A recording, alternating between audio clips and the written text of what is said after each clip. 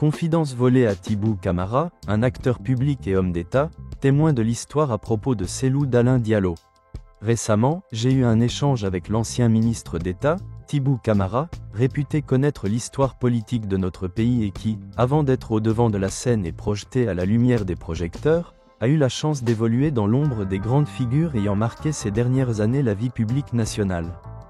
Dans notre entretien informel et à bâton rompu, des noms de plusieurs personnalités encore en vie ou aujourd'hui disparues, sont revenus, sans cesse, le général Lansana Conté, Ba Mamadou, Cellou Dalein Diallo, général Sekouba Konaté, Kassori Fofana, capitaine Dadis Camara, Sidia Touré, bien d'autres encore et bien sûr professeur Alpha Condé qu'il qualifie, volontiers, de « roseaux qui plient mais ne rompent pas », d'homme, très persévérant dans l'effort et obstiné dans ses convictions, que, l'on peut croire battu parfois comme pour le coup d'État contre lui, mais qu'on aura toujours tort de considérer comme vaincu.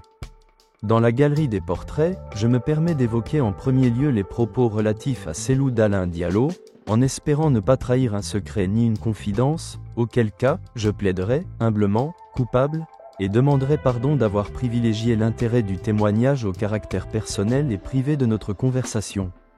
Je cite, Thibou Camara. Deux terminent profondément les hommes, et finissent toujours par causer la faillite des sociétés et la ruine des pays et États.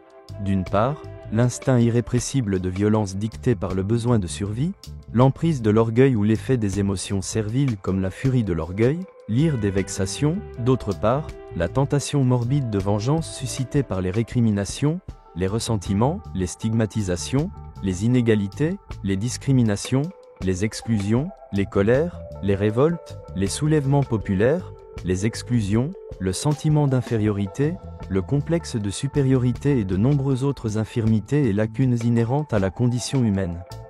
L'un et l'autre penchant se nourrissent de la haine qui consume l'âme, des pulsions et des passions qui altèrent la raison et obstruent le discernement. Cellou Dalein Diallo est le seul que je connais sur l'échiquier politique national qui ne soit pas rancunier ni vindicatif. Vous pouvez l'offenser et l'insulter, il vous pardonnera, vous pouvez le combattre et trahir, il vous excusera, vous pouvez le tricher et léser, il ne vous en voudra pas, vous pouvez le frustrer et contrarier, il oubliera. C'est un homme foncièrement bon dont le tempérament prête à rassembler, la nature incline à concilier et réconcilier. C'est pourquoi il a du mal à être un politique cynique, un adversaire farouche, un compétiteur impitoyable, sans état d'âme ni vergogne. Il doute que la fin justifie les moyens mais reste convaincu que pour gouverner et diriger un pays, il est indispensable d'avoir des scrupules et une éthique et d'être animé aussi d'un sentiment hautement patriotique. Mais, attention, si l'homme ne change pas et reste constant dans ses principes exigeants et valeurs contraignantes, cependant, il a énormément évolué dans sa perception de la chose politique et le jugement qu'il avait des hommes et de la société. Les innombrables épreuves traversées, humainement, l'ont endurci et rendu meilleur. Les différentes trahisons subies, lui ont ouvert les yeux et l'esprit plus encore, lui ont apporté plus de lumière, de clarté et de lucidité, ont augmenté sa vigilance et renforcé sa clairvoyance politique et sa combativité personnelle.